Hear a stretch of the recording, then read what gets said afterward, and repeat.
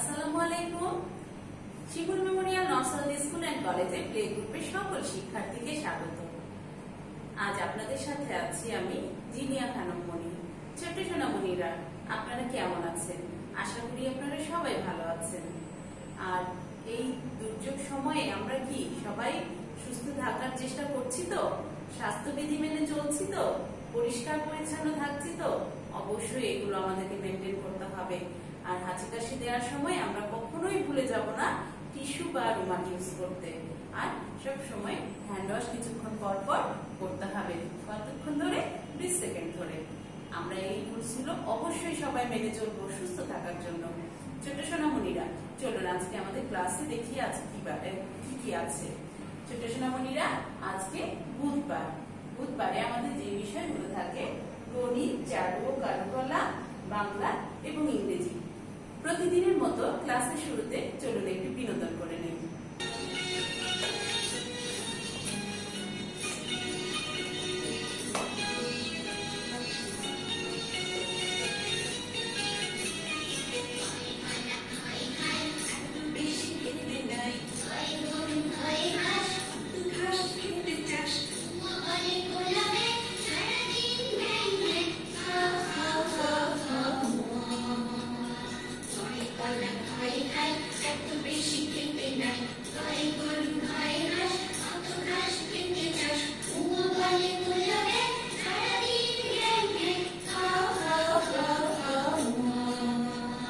ছোট সোনামণিরা, চলুন তাহলে আমরা এখন আমাদের গণিত ক্লাসটা করে নিই। গণিতে আজ আমাদের কি আছে? 15 ডিজিটটি কালার করা। 15 ডিজিটটি কালার করার আগে আমরা 15 ডলস আছে কিনা কাউন্ট করে নেই। 1 2 3 4 5 6 7 8 9 10 11 12 13 14 15। তাহলে আমাদের এখানে 15 ডলস আছে, তাই না? তাহলে আমরা এখন 15 ডিজিটটি কালার করব। সবাই শীট নিয়ে রেডি হয়ে যান। কালার পেন্সিল শার্প করে নিয়ে, চিকন করে শার্প করে নিয়ে আমার সাথে কালার স্টার্ট করে দেন। প্রথমে কি করব? আমরা বর্ডার দিব। তাহলে শুরু করে দেই। ছোট সোনামণিরা, আমি আজ দুটো কালার ইউজ করব। একটা হচ্ছে ব্লু, একটা হচ্ছে লাইট গ্রিন। ব্লুটা দিয়ে আমি 1 কালার করব।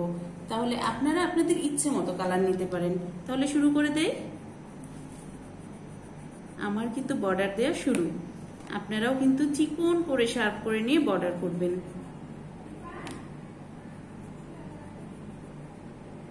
চিকন করে শার্প করে নিয়ে বর্ডার করলে রং দাগের বাইরে যাবে না। যদি একটু চলে যায় আমরা হালকা করে ইরেজার দিয়ে মুছে ফেলবো।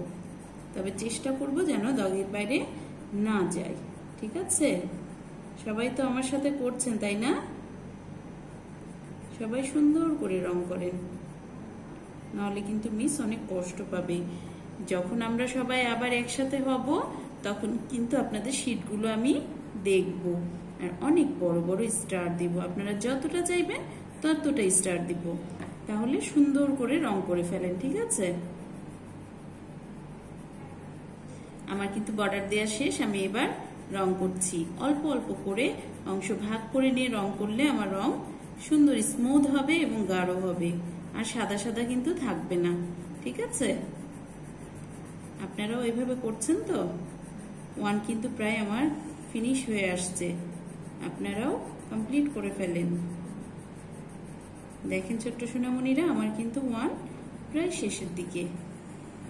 আর আমার রং দেখছেন কি সুন্দর গাঢ় মসৃণ ও ভরাট হচ্ছে। একটু সাদা সাদা থাকছে না। আপনারাও এইভাবে করছেন তো? সবাই মনোযোগ দিয়ে সুন্দর করে করেন। আমার কিন্তু 1 কমপ্লিট হয়ে গেল। এইবার আমি 5 কালার করব। 1 5 15। এবার আগে 5-এ চারিদিকে বর্ডার দিয়ে নিব। সবার আমি আশা করছি সবার 1 কালার করা হয়ে গেছে। এবার 5 সবাই বর্ডার করে ফেলেন। দেখি মিস আগে ফার্স্ট হয় না বাবুরা হয় আগে।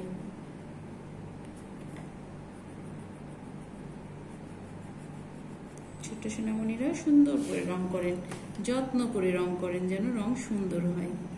যে কোনো জিনিস একটু যত্ন করে করলে অবশ্যই সুন্দর হবে। তাহলে রংটা যদি আমরা একটু যত্ন করে করি তাহলে আমাদের রঙও সুন্দর হবে। আর রং যদি সুন্দর হয় অবশ্যই আমরা ফার্স্ট হতে পারবো, কারণ মৌখিক তো আমরা সবাই পারি, তাই না? আমাদের সাপ্তাহিক পরীক্ষা চলছে, এই রঙের জন্যই তো আমরা ফার্স্ট হতে পারি না। আর লেখাটাও একটু যত্ন সহকারে লিখতে হবে, তাই না? তাহলে আমাদের আর কে আটকায় ফার্স্ট হওয়া থেকে, তাই না? 5 এর বর্ডার প্রায় আমার হয়ে এসেছে। আপনাদের হচ্ছে কি? সুন্দর করে করেন। 5 বর্ডার কমপ্লিট। এবার আমি 5টা পুরোটা রং করে দিব। এক সাইড থেকে গুছিয়ে গুছিয়ে রং করতে হবে। আমরা যদি এলোমেলো করে রং করি তাহলে রং পচা হবে, তাই না? সবাই করছেন তো সুন্দর করে? ছোট সোনামণিরা সবাই সুন্দর করে রং করেন। রঙের মাঝে অবশ্যই সাদা সাদা যেন না থাকে, এটা আমরা খেয়াল রাখবো। আর সাদা সাদা যদি থাকেও তখন কি করব? আবার ওই জায়গাটা পুরোটা কমপ্লিট করার পরে ওইখানে যেখানে যেখানে সাদা থাকবে সেখানে আমরা ঘষে দিব। আমার 5 কিন্তু কালার হয়ে এসেছে। এই যে আমার 5 কালার শেষ। আশা করছি আপনারা আমার আগে কালার ফিনিশ করতে পেরেছেন। দেখেন ছোট সোনামণিরা কি সুন্দর রং হয়েছে। এইভাবেই আমরা রং করার চেষ্টা করব, ঠিক আছে? এইবার আমরা বোর্ডে চলে যাই ডট পূরণ করার জন্য।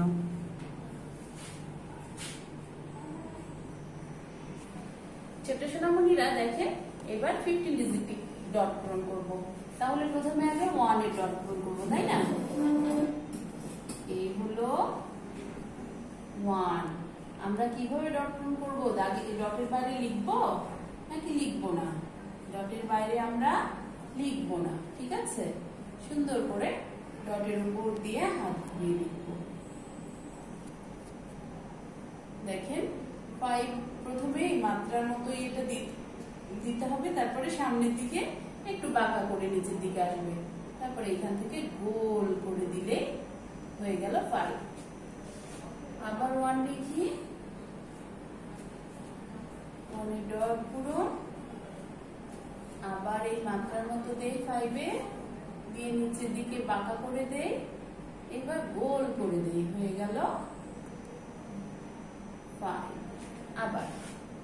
আবার 1 লিখি, 1 এর ডটের উপর দিয়ে লিখি, সমান করে লিখবো, ডটের বাইরে কেউ যাব না।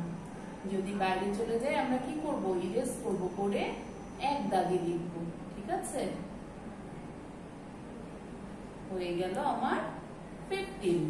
এবারে 9 ও 10 ডিজিট গুলো সঠিকভাবে লিখবো।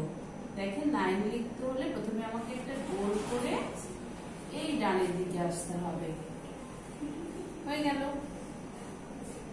আবার গোল করে এই ডানের দিকে আসতে হবে, আবার ডান থেকে এইভাবে বামের দিকে আসবো। 9 লেখা ইজি না? গোলটা একটু বড় করবো, দিয়ে ঘুরিয়ে নিয়ে এসে বামের দিকে দিয়ে দিব, তাহলে হয়ে যাবে 9। এবারে আমরা 10 লিখবো। প্রথমে 1 লিখলাম কিভাবে? একটা ছোট্ট বাম দিক থেকে ডানের দিকে উপরে উঠবো, দিয়ে এইখানে সমান দাগ দিয়ে নিচে একটা টান দিয়ে দিব, হয়ে গেল 1। আর 0 কিভাবে লিখবো? 0 একটু লম্বা করে গোল দিব, ঠিক আছে? আবার লিখি 1 0, আবার 1 0, হয়ে গেল। এবার আমরা কি কি লিখলাম দেখি। 15 ডিজিটটি ডট পূরণ করেছি, 9 এবং 10 ডিজিট দুটি সঠিকভাবে লিখেছি। এবারে আমরা ক্লাসে চলে যাব। ছোট সোনামণিরা চলুন তাহলে প্রথমে আমরা বাংলা পড়াটা করে নিই। বাংলায় কি আছে? চলুন রি থেকে ও পর্যন্ত স্বরবর্ণগুলো দিয়ে দুটি করে শব্দ একটি করে ছড়া মনে করে বলি। কি থেকে? রি থেকে ও পর্যন্ত স্বরবর্ণগুলো দিয়ে দুইটি করে শব্দ একটি করে ছড়া মনে করে বলি। তাহলে বলি, রিতে ঋষি, রিতে ঋতু, রিতে ঋষি, রিতে ঋতু। এতে একা, এতে একা গাড়ি, এতে একা, এতে একা গাড়ি। ওইতে ঐরাবত, ওইতে ওই বর, ওইতে ঐক্য। তারপরে কি আছে? ওতে ওল, ওতে ওজন। ওতে ওল, ওতে ওজন। আর ও এর পরে কি হয়? ও। ওতে ঔষধ, ওতে ঔষধি। ওতে ঔষধ, ওতে ঔষধি। এইবার ছড়াগুলো পড়ি। ছড়াগুলো রিতে কি হয়? ঋষি মশাই বসে পূজায়। রিতে ঋষি মশাই বসে পূজায়। রিতে কি হয়? আমার সাথে বলে, ঋষি মশাই বসে পূজায়। এতে একা গাড়ি খুব ছুটে যায়। এতে একা গাড়ি খুব ছুটে যায়। এতে একা গাড়ি খুব ছুটে যায়। ওইতে ঐরাবতই করছে খেলা। ওইতে ঐরাবতই করছে খেলা। ওতে ওল খেও না, ধরবে গলা। ওতে ওল খেও না, ধরবে গলা। ওতে ওল খেও না, ধরবে গলা। ওতে ঔষধ খেতে মিছে বলা। ওতে ঔষধ খেতে মিছে বলা।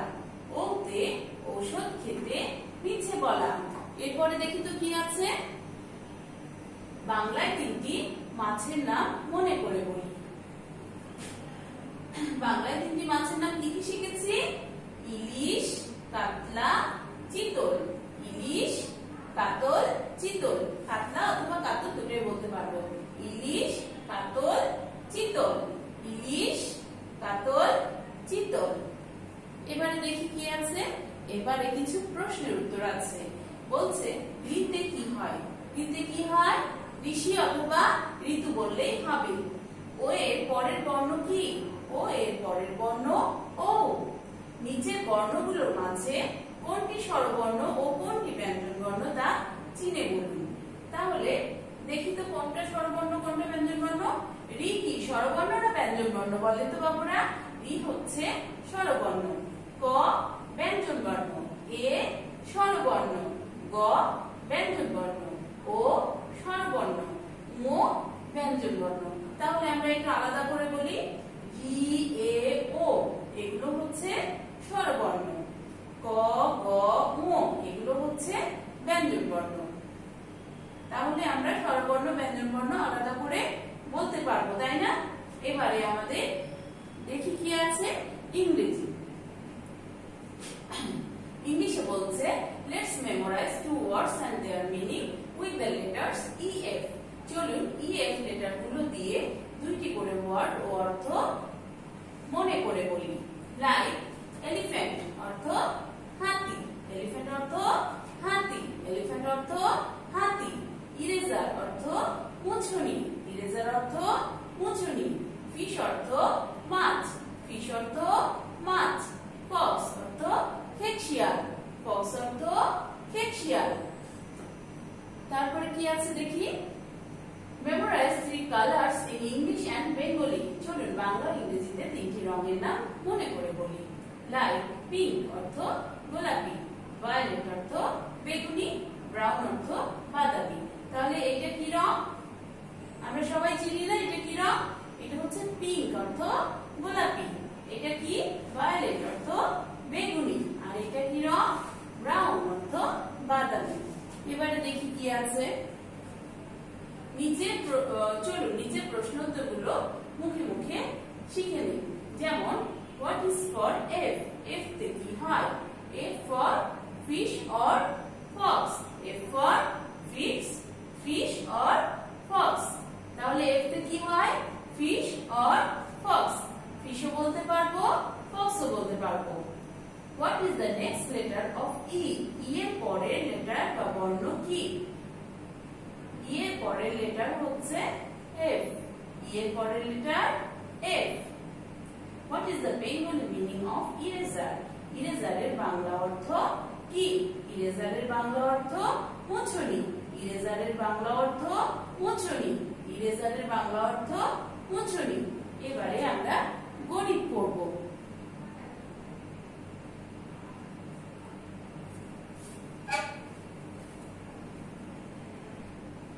ছোট সোনামণিরা, আজকে আমরা তো গণিতের রং করেছি, ডট পূরণ করেছি, তাই না? তো তাহলে তো আমাদের আজকে গণিত নাই, আজকে আমাদের ইংরেজিটাই শেষ পড়া। আমরা কি কি ক্লাস করলাম? গণিত, চারু কারুকলা, বাংলা এবং ইংরেজি। আজকের মতো এখানেই সমাপ্তি।